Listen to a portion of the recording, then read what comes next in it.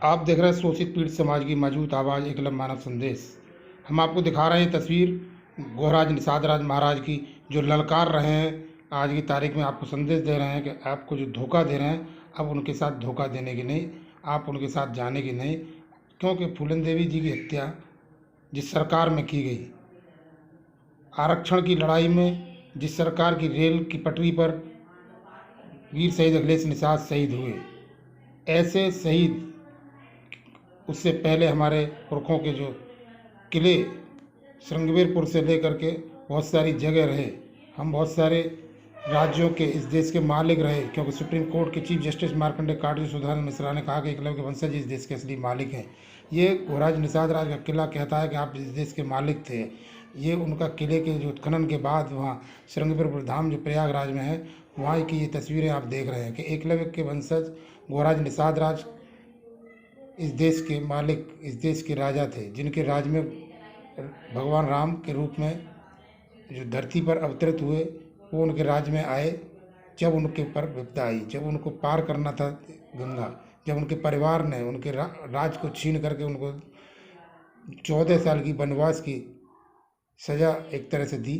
तो उनको जब कहीं जगह नहीं थी, तो इसी जगह पर ये जो आप देख रहे हैं, इसी जगह आकर के गंगा किनारे उन्होंने गंगा पार गोहराज निषाद राज के माध्यम से, पूरे केवट के माध्यम से यहाँ से की थी।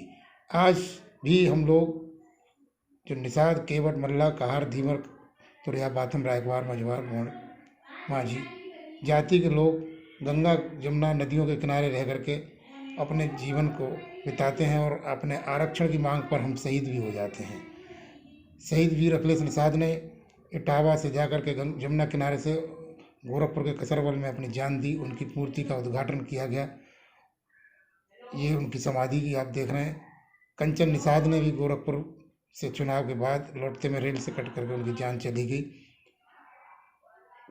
हरनाथ बिंद ने आरक्षण के लिए जो कठुआ मोड़ कांड हुआ, उसमें इनको जेल में डाल दिया पुलिस ने, और उसमें इनकी जेल में जान चली गई। ऐसे लोगों के हमारी जान देने के बाद हमारे आज की तारीख की जो पीढ़ी है, हमारा जो परिवार है, वो किस तरह की ज़िंदगी बहुत ही दयनीय स्थिति में आज है। उसके पास अपने बहुत सारे जो साधन थे, जंगल के या अपने जल के या नाव घाट के, वो सारे के सारे छीने जा चुके हैं। आज उनके मकानों की स्थिति आप देख करके, उनकी दुर्दशा देख करके आपको रोना आ सकता है इस कंडीशन में, क्योंकि आज रोज़गार उनके छीने जा चुके हैं। नदियों को नीलाम किया जा रहा है, बालू को नीलाम किया जा रहा है। बच्चों के पढ़ने के लिए देखिए, नदियों किनारे आज भी बहुत सारी व्यवस्था नहीं है, तो उनको पढ़ने जाने के लिए जब बाढ़ आती है, तो इस कंडीशन में रह कर के लोगों को जीवन जीने के लिए मजबूर होना पड़ता है। जो आप तस्वीर देख रहे हैं कि नाव में भी पढ़ करके अपना जीवन गुजारना पड़ रहा है बाढ़ के टाइम पे। उनके घर टूट जाते हैं, तो उनको कोई बचाने के लिए, उनको देखने के लिए नहीं आ पाता। इस कंडीशन में जो समाज जीता हो, हर साल जिसके मकान टूटते हो, बाढ़ में जो परेशान होता हो, उस समाज को उठाने के लिए किसी न किसी की सहारे की ज़रूरत है। लेकिन वो सहारा आज की तारीख में कुछ लोग देने के लिए आते भी हैं, तो उसके बाद वो धोखा दे करके उन्हीं ताकतों से जा करके मिल जाते हैं, जिनके माध्यम से ये दयनीय स्थिति आज भी बनी हुई है। 70 साल से बाद में भी जो निषादों की, मछुआरों की, केवटों की, मल्लाहों की, बाथमों की, रायकवार की जो बुरी स्थिति में आज जी रहे हैं, उनके विकास के लिए, उनकी शिक्षा के लिए, उनकी नौकरी के लिए जो आज दरवाजे एक तरह से बंद हैं, क्योंकि आरक्षण पर जो उनको मिला हुआ पिछड़े वर्ग में, उससे उनका लाभ नहीं मिल पा रहा। उस पर दबंग जातियों का कब्जा रहता है, और स्थिति इतनी है कि वो बहुत ही अति पिछड़े दलित जैसी ज़िंदगी जीने के बावजूद उनको जो अनुसूचित जाति या अनुसूचित जनजाति का जो आरक्षण है, मझवार, तुरिया, गोंड का, वो आज की तारीख में नहीं मिल पा रहा है। अगर इस आरक्षण को नहीं मिल पा रहा है, इनकी दयनीय स्थिति को कोई सरकार नहीं सुधार पा रही है, इनको नौकरी रोजगार नहीं दे पा रही है, इनके मंत्री और सांसद बनते भी हैं तो वो पार्टियों के गुलाम की तरह रह करके इनकी आवाज़ को मजबूत ना करके अपने पेट भरने में, अपना पैसा बनाने में लगे हुए हैं, और ये गरीब समाज आज भी जो दयनीय स्थिति में पड़ा रहता है। उसके लिए हम एकलव्य मानव संदेश के माध्यम से आपसे आग्रह करते हैं कि अगर आप चाहते हैं कि इन एक विकास की रास्ता खुले, क्योंकि 15 साल से बिहार में भी हमने, आपने देख लिया, नीतीश बाबू की सरकार को देख लिया, 6 साल से ज़्यादा मोदी की सरकार को देख लिया, 4 साल लगभग उत्तर प्रदेश में योगी जी की सरकार को होने जा रहा है। हमने मध्य प्रदेश में भी सरकारों को देखा, शिवराज सिंह पाटिल कई बार 4 बार मुख्यमंत्री बन चुके, लेकिन इस समाज की स्थिति दयनीय बनी हुई है। इससे बचने के लिए हम चाहते हैं कि एक बार भाजपा को कर्रई से आप हराने के लिए पूरी टक्कर दें। भाजपा को हर जगह, अगर आप चुनाव में नहीं हराएंगे, भाजपा अगर हारेगी तो उसको लगेगा, क्योंकि निषाद कश्यप, वोट मल्लाह, जो केवट माझी, मजवार, रायगवार हैं, इनका वोट किसी भी हालत में भाजपा को इस बार नहीं जाना चाहिए। तो सत्ता में जो पार्टी है उसी के राज में अगर आप दुख भोग रहे हैं तो आपको वोट उनको ना दे करके उनको चेताना पड़ेगा कि आप हमको वोट नहीं देते। भ्रष्टाचार से आप पैसा कमाते हैं, आपके बनाए हुए जो साधन है वो चल नहीं पाते। हमारे लिए आप सरकारी सुविधाएं, अस्पताल या पढ़ने की सुविधाएं हमारे लिए नहीं दे पा रही हैं। हमारी बच्चियों के साथ बलात्कार हो रहे हैं तो उनके केसों में आप उतनी ढिलाई बरतते हैं कि जिससे हमारे परिवार को एक तरह से शर्मिंदगी महसूस होती है। इस कंडीशन से बचने के लिए हमको, जब आपने देखा लॉकडाउन की जो स्थिति थी, सरकार ने इंतजाम नहीं किए, लोगों को मजबूरी में मरना पड़ा रेल से कट करके। अभी हमारे समाज के लोग, मध्य प्रदेश और छत्तीसगढ़ के लोग जा करके वहाँ जब लौट रहे थे महाराष्ट्र से, तो मरे। ये आप देख रहे हैं बाजी जी का परिवार, माउंटेन मैन, जिनके माध्यम से उन्होंने अपना पहाड़ काट करके खोजा था। आज स्थिति फूलन देव जी की मूर्ति हो चाहे एकलव्य की मूर्ति हो, इनके आज भी अगर कहीं लग जाती है तो उनको ढंग से कोई रख रखाव भी नहीं हो पाता। मकानों की स्थिति ये है कि 90% हमारे लोगों के पास मकान नहीं है।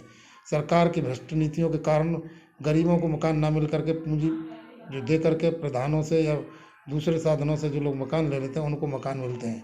तो हम कहीं ना कहीं व्यवस्था में परेशान हैं। अगर हमारे पास ऊपर अत्याचार होते हैं, मारे पीटे जाते हैं, तो उनके मुकदमा लिखने में भी बड़ी परेशानी आती है। बहुत सारे लोगों की हत्याएं हो रही हैं, बहुत सारे लोगों के खून हो रहे हैं, लेकिन उसके बाद भी आज सरकार में हमारी ढंग से जब सुनाई नहीं हो रही है, तो इसके लिए हमको परिवर्तन के लिए वोट तो देना पड़ेगा। अगर वोट देना है तो उस पार्टी को एक बार हराओ। हराने के लिए आप खड़े हो जाओगे तो पार्टी को लगेगा कि भाई इनकी वजह से हम हार रहे हैं, तो आपके अगली बार से अगर चुनाव आएगा तो उनसे पहले आपकी मांगों को मानने के लिए उन्हें आना पड़ेगा।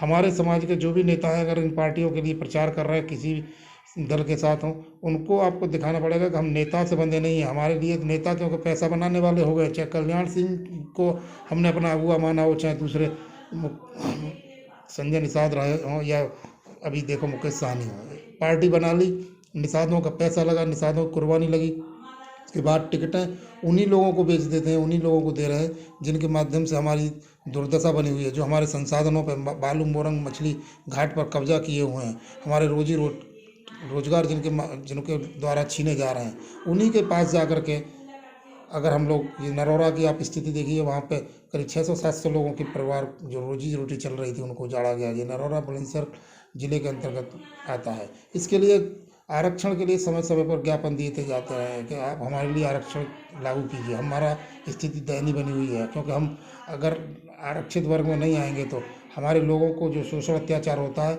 उससे बचाने के लिए कोई हमारे पास साधन नहीं है। वीर अखिलेश निषाद के माता पिता, जिन्होंने अपने बेटे की कुर्बानी इस समाज के लिए दी, उनके ये एक इकलौता पुत्र वीर शहीद अखिलेश निषाद, उसने समाज की आवाज़ को गोरखपुर में जाकर के, कसरबल में जाकर के अपनी जान गंवाई। ऐसे वीर को हमको नमन करते हुए अपनी जो आरक्षण की लड़ाई है, जो उनकी समाधि एकलव्य मानव संदेश के माध्यम से, एकलव्य मानव कल्याण आर्मी के माध्यम से लोगों से अपील की गई, उसके माध्यम से समाधि आज इटावा में बन चुकी है पूरी तरह से। और हमको तीतरों से सावधान रहना होगा जो समाज की आवाज़ को कमज़ोर करते हैं अपने फायदे के लिए, अपने लाभ। इसीलिए गोहराज निषाद राज आपसे अनुरोध करते हैं, आह्वान करते हैं कि आपकी जो दयनीय स्थिति है, आप जो आज बुरी हालत में जी रहे हैं, आपकी जो स्थिति के लिए कोई देखने वाला ढंग से नहीं है। आपको आपके संसाधनों से जो लोग दोहन कर रहे हैं, दूसरे लोग आपसे मजबूत हो रहे हैं, तो आपको इन जो तस्वीरें, जो मेरी भी खुद की तस्वीर रही है, मैं सहारा बना था भगवान राम का, मैंने राम को सहारा दिया। राम से को जब उनको कोई उनके घर से उनको जब देश निकाला, एक तरह से दिया गया, उनको एक तरह से वनवास दिया गया, तब मैं सहारा बना। मैंने उनको अपने राज्य में शरण देने के साथ साथ, उनको गंगा पार कराने के साथ साथ उनको शरण दिया, संरक्षण दिया 11.5 साल लगभग मेरे राज्य में उनको। तो इसी तरह से ये आज की तारीख के जो तीतर हमारे समाज में पैदा हो गए हैं, जो अपने तस्वीर दिखाने के लिए, अपने लाभ के लिए आज वहाँ खड़े हैं कि मैं इनके साथ हूँ, लेकिन आपको चाहते हैं क्योंकि आप केवट बन के इनके पैर धोते रहो, उनके पानी पीते रहो, उनका कहार बने रहो, ढोते रहो उनके लिए। ऐसी स्थिति में आप जब ज़रूरत पड़ेगी तो आपको कोई साधन देने के लिए नहीं आएगा और आप परेशान होते रहोगे। इस वीडियो को ज़्यादा शेयर कीजिए, लाइक कीजिए, बटन दबाइए, बेल आइकन दबाइए, सब्सक्राइब कीजिए जिससे ज़्यादा से ज़्यादा लोगों तक पहुँच सके।